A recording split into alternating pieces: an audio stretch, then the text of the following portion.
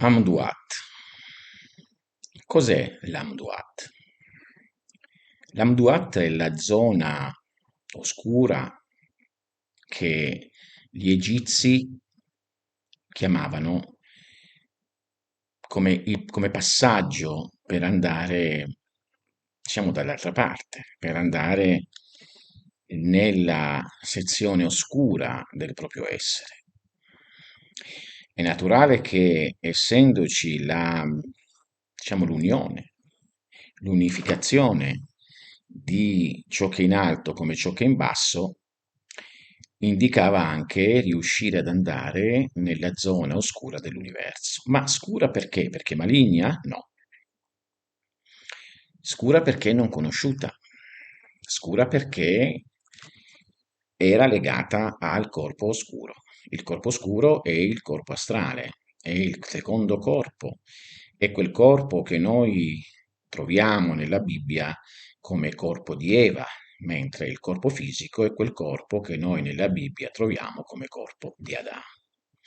Poi abbiamo questo albero che è al centro dei due, un serpente che scivola su questo tronco prendendo un frutto che non è la mela, perché è stata interpretata in questa maniera e vedremo perché si è parlato della mela.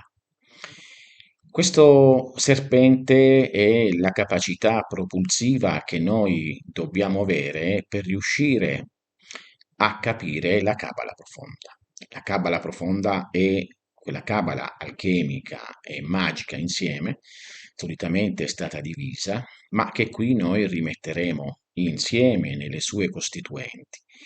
E quindi noi andremo a percorrere noi stessi questo albero a partire dalla terra dell'Eden, ossia Malkut, ossia il nostro pianeta, il nostro piano, oppure il nostro corpo fisico, per fare un cammino e giungere al centro dell'Eden stesso, dove era piantato questo albero, ma ce n'era anche un altro.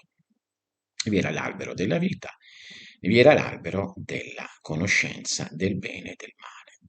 La Cabala profonda parla di queste due tecniche che poi sono passate direttamente cioè nell'alveo della tradizione ebraica, ma che provengono da conoscenze molto antiche, da conoscenze stellari e da esseri che effettivamente diedero all'essere umano questa conoscenza proveniendo da altri posti.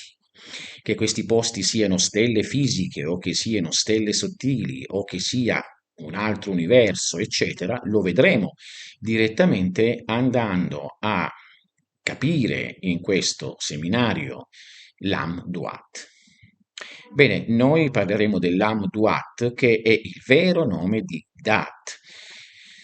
Durante la conoscenza che fu trasmessa a livello degli ebrei, quindi la conoscenza che fu ebraizzata, secondo i cicli cosmici, il termine Amduat divenne Da'at, ossia conoscenza. Ma Da'at, secondo la Cabala, è l'undicesimo Sefirat, ossia colui che è passaggio per poter creare un universo o più universi. E qui noi entriamo alla conoscenza del Sefer Yetzirah, in cui, mediante la capacità sia delle lettere, delle parole, dei sacri riti e della tecnica alchemica che poi viene visualizzata nell'Ashmezarep, altro testo, forse l'unico veramente importante della tradizione cabalistica che parla chiaramente di alchimia cabalistica, e noi andando a prendere alcuni spunti di questi, perché ci vuole anni, una vita di pratica e studio per andare a fondo, noi direttamente andremo a porre le basi per capire come diventare creatori. E questa è la grande conoscenza, perché chi ha conoscenza è simile a Dio. Ecco il numero 11, 1, 1. Io e Dio, tu e Dio, l'universo e tu. Non sei più 10, cioè, ossia tu e il nulla, ossia Dio e la sua creazione, e quindi tu sei l'11.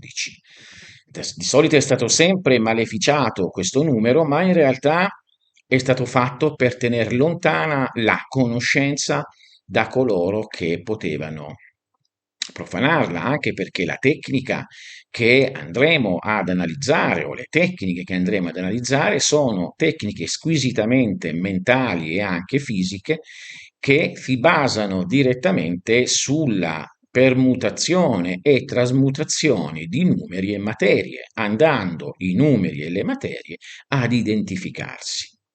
Tutto ciò che noi abbiamo conosciuto fino adesso di questa situazione, quindi del viaggio che ci possa portare attraverso l'Amduat e che chiaramente gli egiziani dicevano viene fatto ogni notte dall'essere umano e poi viene fatto definitivamente dopo la sua morte.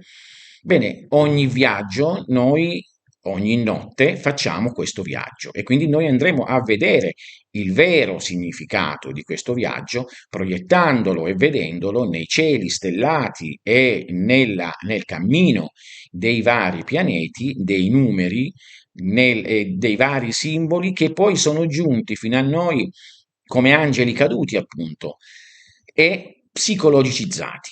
Ma qui non si parla di psicologia, qui si parla di tecniche creative. Anche l'Oriente conosce i tre dei, Brahma, Vishnu e Shiva. Brahma il creatore, Vishnu il conservatore, Shiva o Shiva il distruttore. Bene, noi qui abbiamo le tre lettere, Aleph, Mem e Shin come il creatore, il protettore e il distruttore. Ma andremo a vedere che cosa significa e andremo a collocare tutto questo nelle giuste tappe. Cosa possiamo ottenere con questo? Soltanto conoscenza teorica? No, perché una volta imparata la tecnica di permutazione mentale, noi non solo purificheremo la nostra mente, ma eleveremo la sua capacità e la faremo diventare simile ad un computer computazionale o come oggi, no? Diciamo, è di moda, computer olografico o